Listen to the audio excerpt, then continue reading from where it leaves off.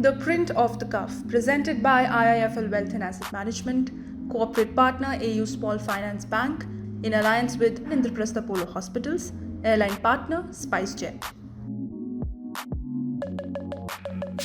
The geopolitical and geostrategic map of the world is being redrawn, and as usual, as it's been the practice in the 20th century, it's all beginning in Europe. And on Off the Cuff today, we have François Heisbourg. I'm not giving his full introduction. All of that will run on the screen. But he is not only among the wisest voices that you can hear out of Europe, but also among a very small elite community of the world's most preeminent strategic scholars and thinkers. François, thank you very much for finding time for Off the Cuff. A lot of people need to listen to you because this isn't just a European view. It's a global view, and it's a Frenchman's view as well. So you French always have something original to say. we're French. We're different. Yes. So put on your strategist's hat and look at the state of the world now. To what extent has Putin changed it? And where do you see this ending up? Putin's accomplishment will have been to accelerate the decline of Russia in general terms, and quite probably the end of his attempt to recreate a form of imperial rule. Ukraine was the most important non-Russian republic of the Soviet Union. Putin's dream was to bring it back into some form of neo-empire. That has utterly failed in terms of acceptability to the Ukrainians. They will never, ever again think for even 1 second of joining a Russian-led empire. That has been the big change, because of course this has ramifications, of course at the European level, but also in terms of the way the Americans will run their own priorities, and of course the value which China may or may not give to its strategic partnership with Russia. It is President Putin's decision to invade Ukraine which will have provoked this strategic avalanche to his own detriment. Do you see an inevitability to the diminishing of the Russian power and to the end of Putin's reign? I don't know how long Putin's reign will be. He is a man of 70. So his biological clock has its inbuilt limits. But whatever happens or doesn't happen to Putin, what is very clear is that no Ukrainian government, whether in place or in exile, if somehow the Russians did manage to overthrow it, no Ukrainians are going to work with Russia. There is no space for the empire. Ukraine is in a way the new Poland. Russia, amongst others, tried to grind down Poland from the 18th century onwards. It failed, and indeed Poland is one of the most consistent enemies of Russia since then. And the same process has now been put in place vis-à-vis Ukraine. So Russia has deprived itself of its most favored option, which was to recreate some form of empire, which would have included the people of Ukraine. Ukraine is 45 million people. Russia is 140 million. Not having Ukraine means you don't have an empire. Yeah. So all he's left with now is Belarus, and that too, as long as Lukashenko is there. Yeah, and as far as Belarus is concerned, when you hear Mr. Lukashenko, who owes his power essentially to Russian support, when Lukashenko starts criticizing the Russian war effort in Ukraine, as he has been doing over the last few days, it's pretty clear whom Lukashenko sees as winning or losing this war. He will obviously remain beholden to Putin, but he is trying to establish some sort of distance. Everybody tries to cut their losses, and nobody wants to be with, I don't want to say yet the loser, but in a situation like this, if the much bigger power is stalemated, it's like at this moment they are losing the war. A stalemate is a defeat. In strategic terms, it is already a defeat, because the war aim of President Putin was to create a situation in which Ukraine would be neither a state nor a people, and in that he has failed. Whatever happens now militarily on the ground, that war aim is literally now out of reach. He may yet make gains militarily. I mean, there are lots of things which may happen over the next few months. The war has only lasted 85 days, so I'd be much more careful about the military analysis. But the strategic analysis is Russia has failed, and probably definitively so, to establish the empire of its ambitions. Yeah.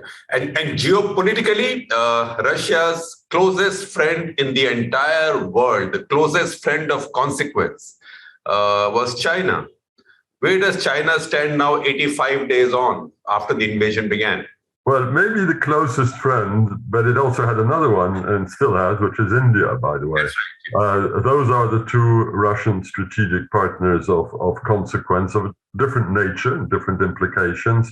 But that must not be forgotten, because it also establishes the limits of the strategic partnership between Russia and China.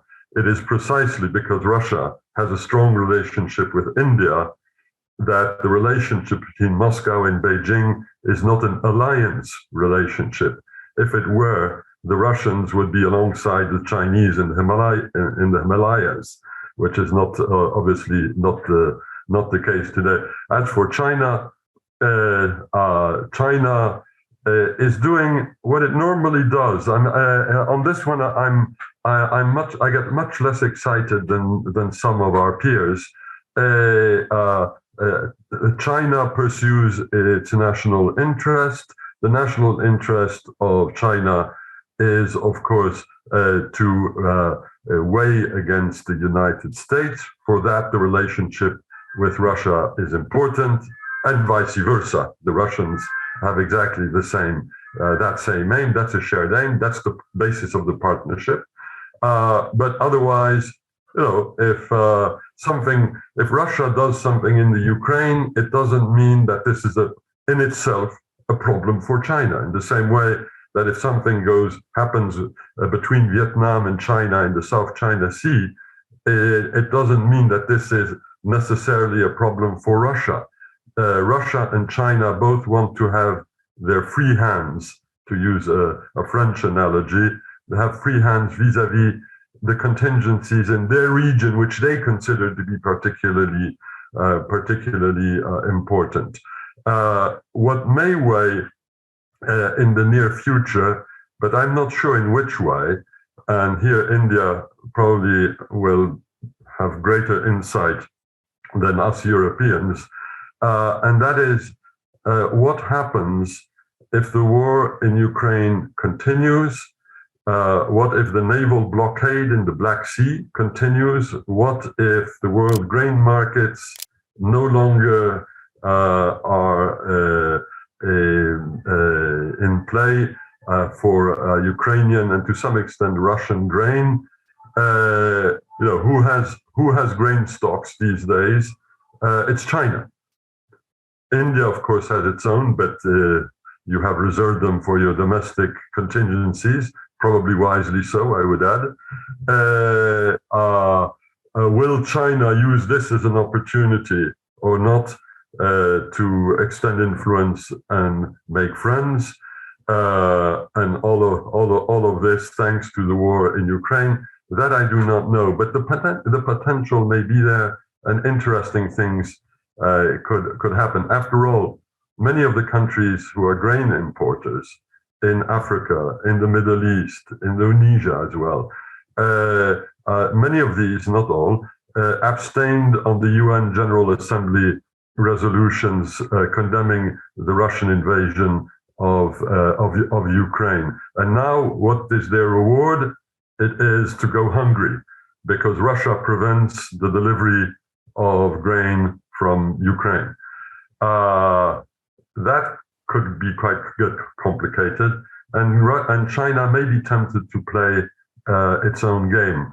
Although, as I say, I'm not sure of that, because China has so many difficulties as we now speak in domestic terms, with COVID, with the economic impact of COVID, and with the impact of all of the above on the Chinese Communist Party Congress in a few months' time.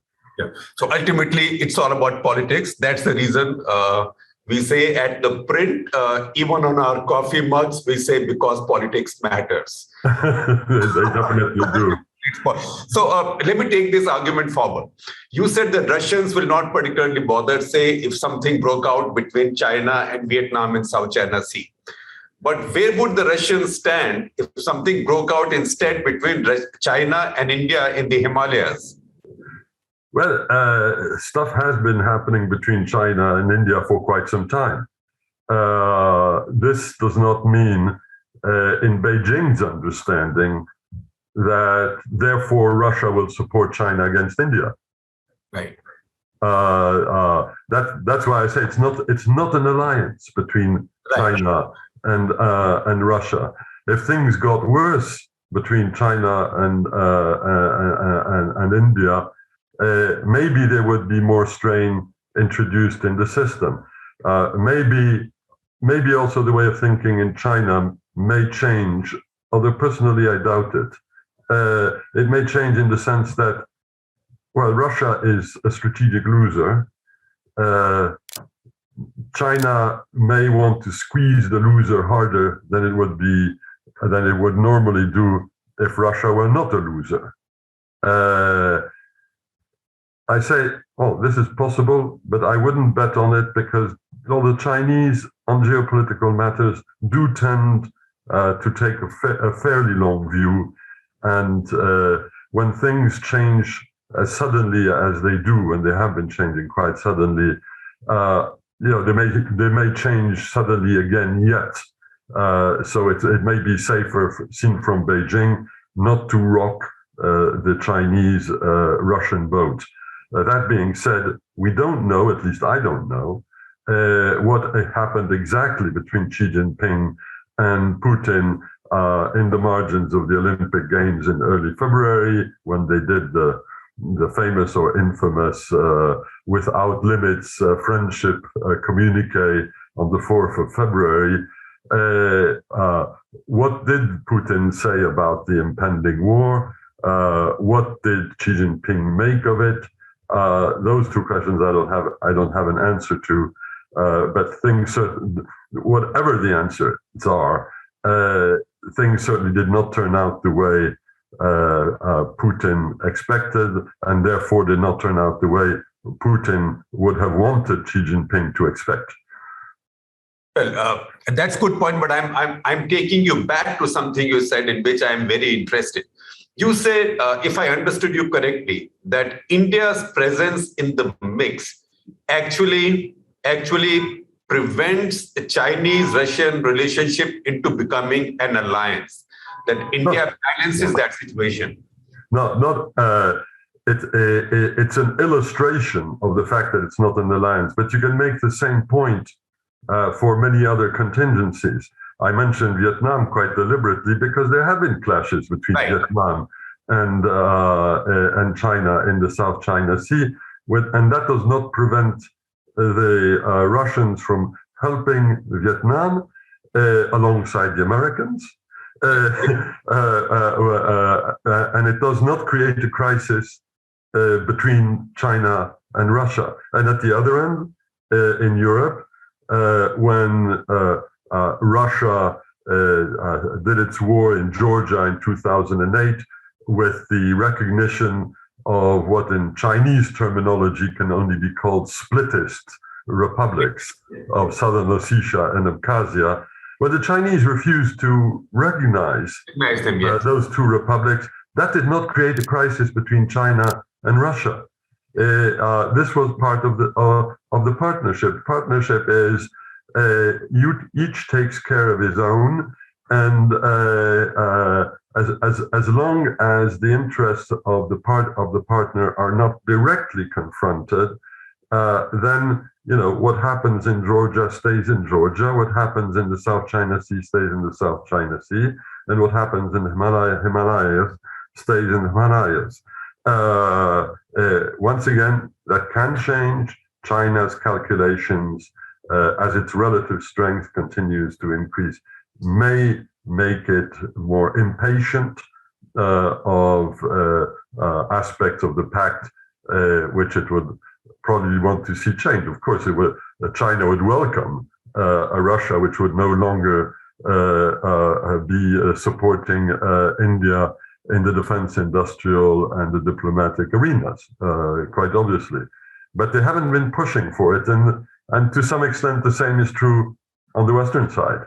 Yeah. That is, the West says what it would like to see India do, but the West also realizes that in strategic terms, it's actually not interesting to push too hard, because from the Western standpoint, the notion that Russia is not actively helping China against India is a positive.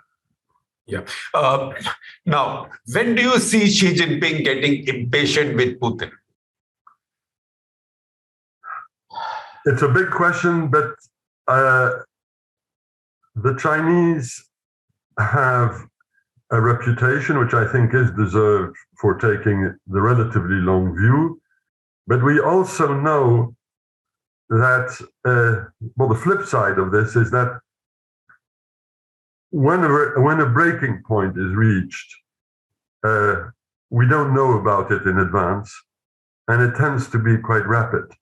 If you take Chinese strategic history from the creation of the People's Republic onwards,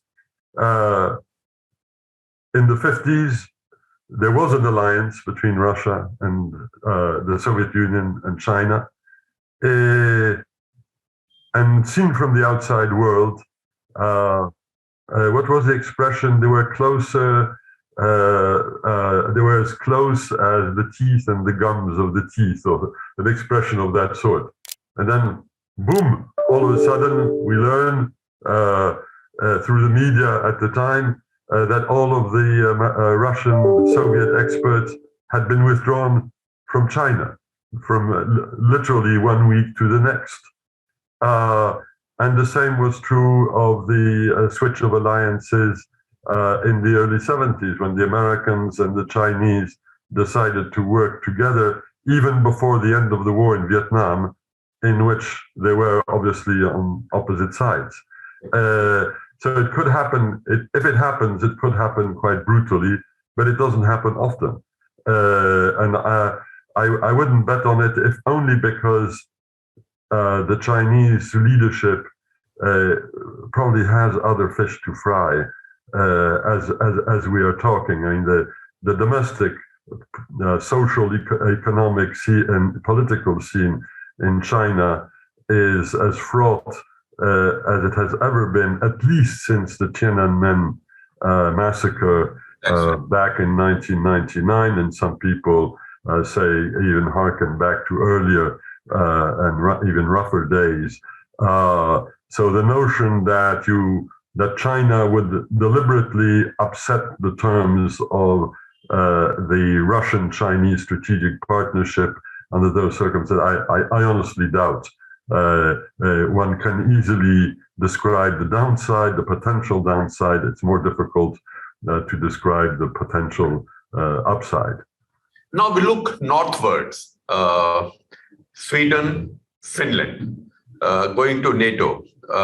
What are the implications? And you see this going through? I see this going through. That's very clear. I actually was very directly involved in the Finnish debate 6 years ago. Sorry, the Finnish government had asked me, along with 3 other people, to do an in-depth study on the potential implications of Finland joining NATO. The assumption wasn't that Finland was going to join NATO, certainly not at the time, but they wanted to tease out the implications if they ever chose to do so. And one of the key findings of our report was that if Finland decided to join NATO, the Russian reaction would be problematic, but not a showstopper, and that the NATO side, the NATO angle, would be quite easy to handle in technical operational terms. Finland and Sweden can be plugged into NATO practically from one day to the next, so that's an easy call. So when circumstances changed, as they definitely did over the last 5 months, with Putin's offensive in Europe and the military offensive in Ukraine, things then could happen very, very, very quickly. What does it change? We will have a Europe where will be a higher degree of strategic unity between the transatlantic angle, that is NATO, with the presence of the Americans, and the European Union angle, because of course Sweden and Finland are members and prominent members of the European Union.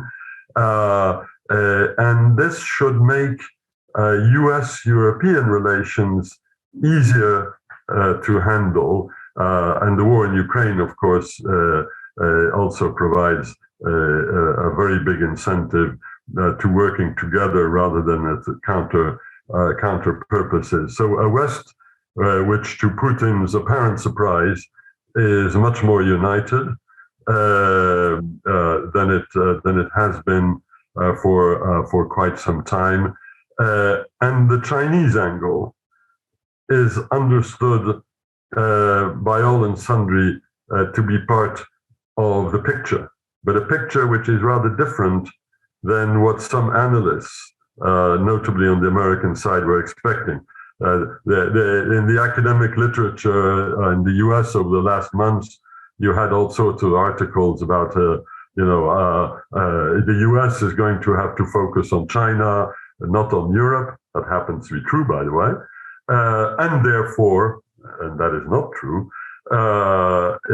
the US is going to have to disinvest in Europe and focus entirely on China. That may well have been, by the way, also Putin's calculation in terms of the timing. The Kabul withdrawal may have also contributed. But he's achieved the opposite now. Sorry? He's achieved the opposite now. And what happened is the exact opposite. That is, instead of this being a trade-off game in which anything you would do for Ukraine would be to the detriment of what you could do vis-a-vis Taiwan, it is seen as the exact opposite. That is, if the US isn't able with its European partners to deal with Ukraine, then chances are that America's credibility to deal with contingencies in the Indo-Pacific realm are going to be weakened, and that therefore success in Europe is actually a condition for a perceived condition for the success of the Indo-Pac strategy. That came as a surprise to some, and it's a very strong. I mean, it's a strong surprise. That is, this actually has brought, to some extent, a new lease for life for transatlantic relations. It may not always be thus. We don't know whether Mr. Trump will come back or not, and he doesn't seem to have positive some ideas about how to run American foreign policy. He, in his initial reactions to the situation created by the Russian invasion, his initial reaction was pretty much of the sort, why should we worry about this European stuff when there are so many important things to do in the Indo-Pacific? So if Trump came back as a president, all of what I've described could disappear. But the American establishment under the Biden administration has practically zero debate, zero political difficulty in focusing on the Ukraine contingency, not at the expense of the Indo-Pacific realm, but on the contrary, as mutually reinforcing. This is strategically very important. So people will be very interested to hear more on this in India. What you are saying is that now there is a strong connection, inseparable connection between the transatlantic, what happens in the transatlantic alliances, and what happens in the Indo-Pacific. Indeed, and I'll give you a practical example, which shows how strong that this actually is. You will remember that last year there was this enormous kerfuffle between the French on the one hand and the Americans, the Brits, and the Australians on the other, on the so-called AUKUS affair, the submarines, where the French were the victims of diplomatic malpractice of the highest order. By the Anglosphere. Exactly. It really was an Anglosphere thing. Yeah. It was extremely unpleasant, and all sorts of people were forecasting, and not without serious evidence, that this would put paid to Europe's interest in the Indo-Pacific, since in effect we're being told you're not really part of us, on the one hand, and on the other hand, that this would make it more difficult for Europe and the United States to work together vis-à-vis China. And what happened in practice is really interesting. Well, of course, the French have not made up with the Brits, for whom all of this was part of the 100 Years' War, which never ceases since the 14th century. Our problems with Australia have definitely not been resolved, and I would expect that nothing much is going to happen on that front until there's a different political dispensation in Australia. Maybe that will have happened by the time we go, our talk actually is heard by the audience. The elections are on, Sunday, the day before we are meeting here. But then what happened? Biden, to his credit, understood very quickly that this was creating a really big problem. And he also understood that it's not sensible to have a policy vis-à-vis China in which the US would be working at counter purposes with the Europeans. So what did they do? Biden calls Macron. He actually, in the following days and weeks, apologizes. It's very unusual for a superpower's leader to apologize. It was quite impressive. And the French were quite sensitive, quite agreeably impressed by this American mea culpa. And they both decide that the first meeting of the EU-US Trade and Technology Council, which is focused on China, was going to be held as planned a few days after the whole kerfuffle broke out, as planned in Pittsburgh in the US. And it happened. Yeah. And now the council is working in the tech arena, which is central to China's geostrategic rise. The Americans and the Europeans are working together. And all of this, notwithstanding the fact that we had actually been through the worst crisis Yes. in intra-Western affairs for a number of decades. So this gives a good sense of where the global transformations are occurring. Of course, the Europeans and the Americans will never be 100% aligned on China. Geography guarantees that above anything else. But they will not be working at counter purposes.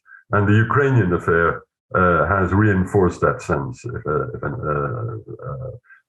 and will probably make it reasonably permanent. I would also add, and this is something which many people don't realize, is that the decision between the US and the European Union to create the Trade and Tech Council vis-à-vis China was actually one of the very last initiatives of the outgoing Trump administration when Pompeo was Secretary of State. So on that particular front, even something as wrenching as a return of Trump, which would be in many ways, I think, a geopolitical disaster for the West.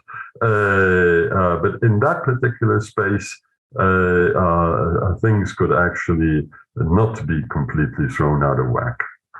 Well, for our Indian audiences, it should be interesting to know, and François, tell me if I'm right, that you also played the role of an advisor on foreign policy and strategic affairs for Macron's first election, the last. Yeah, I was part of his campaign team. I was doing defense and national security stuff. It was very exciting, and yes, he's a remarkable, an unusual individual, unusual vis-a-vis the usual French political class. I wish him much good luck in his second mandate. And now you have your the equivalent to the parliamentary election coming up. Yeah, that is in the month of June. I don't expect any substantial upset there. Surprising. It's not going to be a nail biter. Certainly not compared to the first round of our presidential elections, where there were some moments when one could worry. So I take some questions now, François, from our subscribers, some of my colleagues. So the first one is from Sanjay Agrawal, who set up a brilliant young bank in India, AU Small Finance Bank Limited. And he wants to know what is the long-term impact of Russian isolation and sanctions on its trade, etc., on the global supply chain, including edible oil, crude oil, semiconductors, etc. Yeah, a couple of things here. First of all, globally, the GDP of Russia is somewhere between that of Spain and Italy. This is not a superpower in economic. It's about a half of India's. Yeah, and it's definite, and the ratio is definitely not improving in Russia's favor. It's getting worse. Put it mildly. So you have to have that sense of perspective. Now, when you look at specific areas in which Russia is a superpower, oil and gas, clearly it's a superpower. What this will be doing is accelerating the green agenda. One of the ways which the Europeans have of coping with their own sanctions vis-à-vis Russia in oil and gas is to move to other sources of energy. Now, in the very short run, some of this may not be particularly green. This is a debate which you are familiar with in India, what to do with coal, for instance. There will be, in the very short run, possibly some increased dependency on coal. But broadly speaking, the trend over the medium term meaning 5-10 years, is going to be to anything but hydrocarbon sources of energy. So the green targets of the European Union, and the same holds true for the UK, is going to be to speed up the shift from hydrocarbons to other sources of energy, renewables, nuclear, and so on. That will leave Russia, as other countries, with stranded assets in 10, 20 years' time. So this is not good for Russia. As for semiconductors, well, we see the impact of high-tech supply chain problems in Russia already now, notably in the defense industry. The Russian defense industry, when it rebuilt itself in the 30 years which followed the end of the Soviet Union, came to purchase tooling, machine tools, and so on, and of course the associated electronics, largely from the West, to a limited extent from Asia, and in the current circumstances, this is already having an impact on the war in Ukraine. For example, the main assembly lines for producing main battle tanks in Russia are not working today. So Ukraine can replace battle tanks either by capturing them from Russia, which they have done in quite considerable numbers. Russia has actually been the largest provider of main battle tanks to Ukraine during the war, thanks to the war. But of course, that's not a sustainable source. So they're getting the main battle tanks now from Europe, and notably from those countries which still operated Soviet-era kit. So Ukraine actually has access, and Russia is operating with diminishing assets. So you are saying that Russian factories that produce main battle tanks are today handicapped, or they've come to a standstill? They're very clearly handicapped, yeah. And this more broadly has led to this quite fantastic situation. I say fantastic because I don't think many analysts, including myself, had actually realized that if a war began between Russia and Ukraine, that after 3 months of war, not quite 3 months of war, the country which would have manpower and material issues would be Russia rather than Ukraine. Ukraine has fully mobilized its population. Russia, for various reasons, has not. And even if it did, it would have problems actually providing them with the necessary kit because they cannot replenish it. And the Chinese, well, I said it's a strategic partnership. It's not an alliance. And the Chinese are being actually quite careful in making sure it stays that way. Yeah. So that's very interesting. Now there are two questions. I'll combine them. So there is Narayan Anand and Swapnil Mali. So the first question is, why does Europe want to poke the Russian bear by taking Finland and Sweden in NATO? Why can't they just support them if need be, as they are supporting Ukraine? And second, Putin would not last more than a few more years or maybe a decade. But if the West keeps pushing at the peripheries of Russia, won't there be a risk of making Russia a permanent enemy? Yeah, two questions here. First, Finland, Sweden, NATO, non-NATO. Well, the problem is that the Finnish population, followed by the Swedish one, actually did reflect along the lines put in the question. That is, why can't we just live as if we were Ukraine? Well, when you put the question that way, the answer is, but we don't want to have a war like in Ukraine. We don't want to have our cities demolished. And the Finnish, and I really talk about the population because elite opinion in Finland initially didn't react so much to the war in Ukraine as to the geopolitical projects of Putin.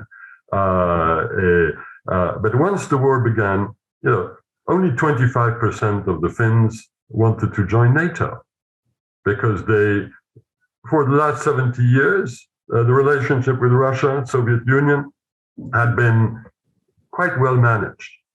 There was no sense of urgency or of impending threat. And then all of a sudden, what do they see? A country which is not a member of NATO, Ukraine, which has a long border with Russia, like them, like Ukraine. The conclusion that they drew was, well, maybe we should be a member of NATO, and we could then turn our border with Russia into a border which is no longer a liability. And now the number of Finns who are ready to fight as members of NATO has risen to 85%. No, even the most effective politician in the world could not on his own have produced such an awesome swing in public opinion. But there was one who succeeded, and his name is Putin. His name is Putin. So the second question about making the bear unhappy, if I can put it that way. It's an important question, and this is where the debate on war aims between Europe and the US is of great importance. The Europeans overall define the war aims as being help Ukraine restore its integrity, territorial, help Ukraine maintain its sovereignty. And of course, this means in practice that bad things have to be done to the Russians, the sanctions in particular. But Russia is not the enemy, precisely for the reason that he stated in the question. For some Americans, and there were statements by Lloyd Austin, the Secretary of Defense, where there is this sense that there are Americans who want to settle definitive scores with Russia, rather than satisfying themselves with the achievement of Ukraine's war aims, which are about Ukraine, not about Russia. President Biden is clearly also torn on this issue. We saw it with some of his statements about the butcher in the Kremlin and so on. All well deserved, I would add, but not necessarily helpful. And in strategy, the important thing is not to be right. In strategy, the important thing is to be effective. And to be effective, yes, you don't want to transform Russia into a permanent enemy. That's clear. That's an excellent point. Now, I have Colonel Achal Sridharan, who's a veteran, who wants to know if you worry at all that Turkey will be able to block Finland and Sweden. And if it does, could Turkey be asked to leave NATO? I mean, how does NATO handle it? Yeah. First, I'm not overly worried. In international politics, as in other sorts of politics, countries often ask for something with the hope of achieving something else. Erdogan is using to the maximum his leverage, short-lived, because the ratification process is not going to last forever. He is going to similarly use his positive leverage, the control of the straits between the Black Sea and the Mediterranean. And the Montreux Convention. Absolutely, the Montreux Convention, which for the time being are playing out more helpfully to the West than to Russia. And of course, Erdogan expects to be rewarded. When the lifting of the blockade issue gets very hot this summer, it will get very hot this summer. Hungry Egyptians, hungry Indonesians, hungry Senegalese are going to make a very heady brew, and the pressure to force the issue is going to rise, and that, of course, also increases Turkey's leverage. Would Erdogan overplay his card? his cards rather. He has very good cards at the time being. I doubt it. He has proven, in the case of the Ukraine affair, to be very canny, quite careful, keeping bridges open with both sides, and both sides continue to consider Turkey as possibly the best conduit for eventual negotiations, if and when they happen. So I'm not overly worried. There may be some exciting moments, but I wouldn't bet on rupture here. Yeah. So I'm bridging a question from Deepak Endle of Hindustan Unilever Limited. The abridged version of the question is, how much do you worry about a nuclear threat from Putin? I was quite worried at the end of February. What happened at the end of February? First, President Putin makes a statement which was seen by the Western nuclear powers, and including by France, as a nuclear threat, which was, if anyone stands in the way of Russia's forces, those countries will suffer in a way which they have never experienced in their whole history.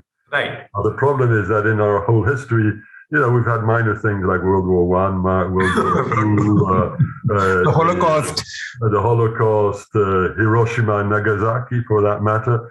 So if all of this is viewed by Putin as being small beer compared to what may happen, you may get worried. And at the same time, the nuclear alert level in Russia was very visibly ratcheted up, not very high, because it was starting from a low base, but very spectacularly. You'll all remember the images of Putin at one end of the table.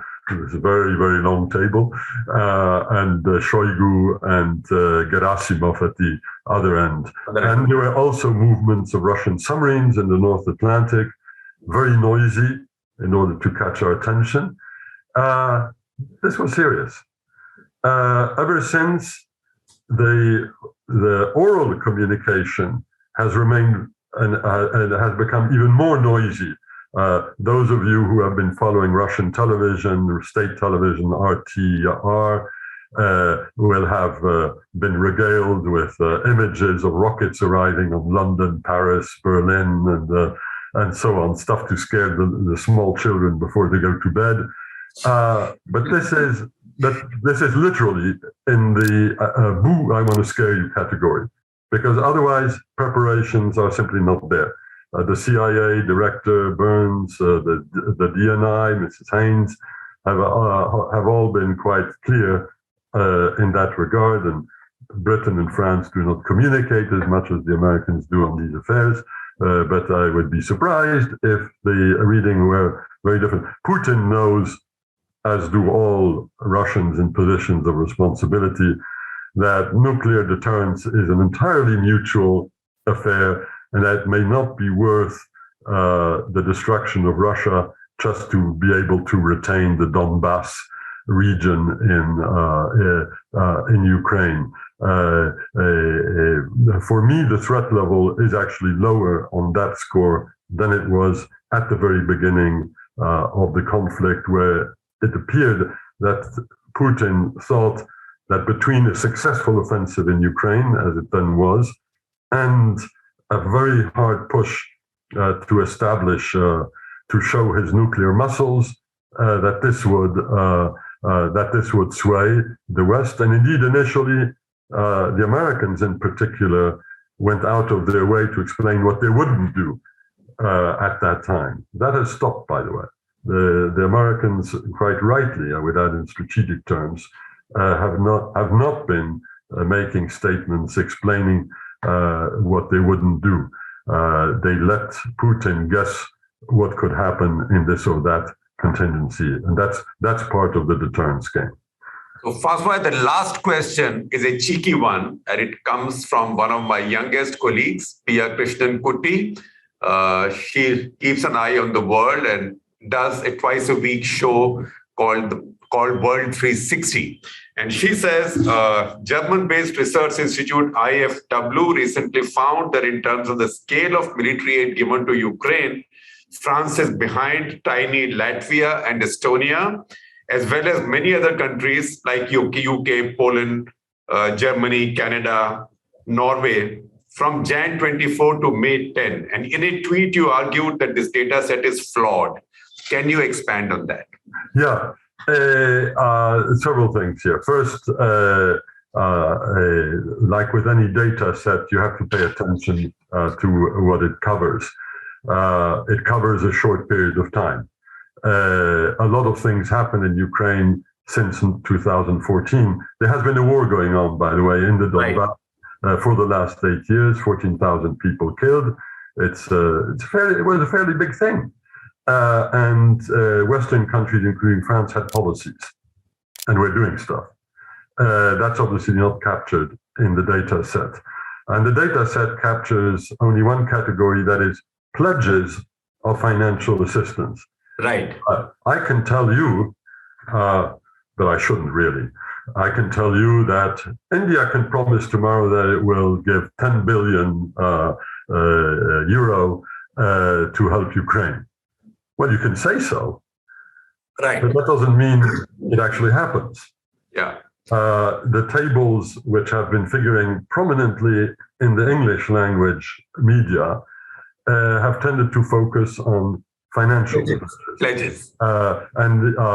You even take the largest donor by far, and the United States of America has, of course, been remarkably strong in terms of helping Ukraine. And as a European analyst, I can only compliment them for that. But say $40 billion. Okay, but then you start parsing. $40 billion. Well, what part of that is for military assistance? Well, you cut it back by about 40%. And then look at, oh, by the way, when is this supposed to happen? And what is the cutoff date for dispersing the fund? Oh, sort of like the end of 2022? 2022, we still have 6 months, a bit more than 6 months to run, vis-a-vis a data set which goes from January to May. That's a rather longer period. And what you really would want to count is military assistance over the period since 2014. And of course, you have to be ready to communicate about that. How many cannon? How many anti-tank missiles? How many air defense missiles, etc. To communicate, you have to decide to communicate.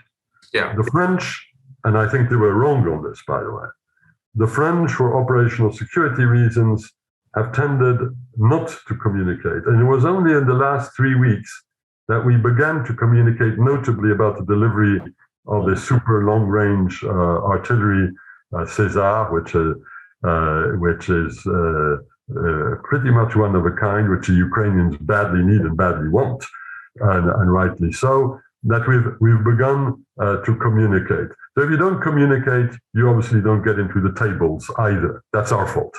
Yeah. But there are reasons for that. So you have to be very, very careful. And of course, the last point is also, where does the data come from? If I take the non-military assistance and even the military assistance, a lot of it in our case comes actually through the European Union. Economic aid, humanitarian aid has been going since 2014, very largely through the EU. So France is not in the picture. Right. It's the EU which should normally be in the picture. But of course, the guys who do this kind of American, UK type of data sometimes forget that the EU actually exists and actually has its own sources of funding. And even in the military arena, the EU, when the war began, decided to compensate national governments of the EU for the armaments that they were providing materially to Ukraine. So that also escapes the financial pledges table, because it doesn't include the EU. So, beware of data sets, parse them remorselessly. What I'm saying here is not a justification for French policy. I think we haven't been doing enough, and I don't think we've been communicating enough. But I would be very, very careful about the sources which I would use to make any of these points. You know, Francois, the newsroom language tends to be a little bit more raw than think tank language. So I sometimes say in my newsroom that don't become prisoners of data. Looking at data, never always switch on your bullshit detector. Well, your bullshit, yeah. Give it as an example. Because a lot of it lies one of our viewers was asking about Finland and NATO and so on. Right. One of the more prominent tables, because it was done by The Economist and picked up by just everybody on earth. That The Economist is reliable, and the data was, by the way, perfectly accurate, as is usually the case in The Economist. And it said 100% of gas used by Finland comes from Russia. So everybody goes into conniption and says, but only 5% of energy that accounts for. And then, you know, very few people had actually dug into the data. Oh, by the way, does Finland actually use gas? And the answer is, well, about 5% of its energy. Yes. So you know, you only see what you see. It's 100% of 5%. Voila, is a lot less than 40% of 60%, which is the German ratio. That's right. So I think on that note, François, we can go on and on. I've had the privilege of learning for you for many years. I can now tell our viewers that while today, among the many hats he wears, François is also a senior special advisor to London-based International Institute for Strategic Studies, where he was chairman for 15 years, and where I served on the council for about 9 to 10 under him. But more importantly, I learned from him when I was a research associate there in 1993-94 and wrote a Delphi paper. Guru of Strategic Affairs, François Heisbourg, thank you very much for your patience, time, and wisdom. Shekhar, thank you very much. And by the way, it's the other way around. We learn from the researchers. You were a stellar researcher. Thank you, François. Thank you. See you soon again. Absolutely. And good luck to all of you in these difficult times. Thank you. The Print Off The Cuff, presented by IIFL Wealth and Asset Management, corporate partner AU Small Finance Bank, in alliance with ThePrint Hospitals, airline partner SpiceJet.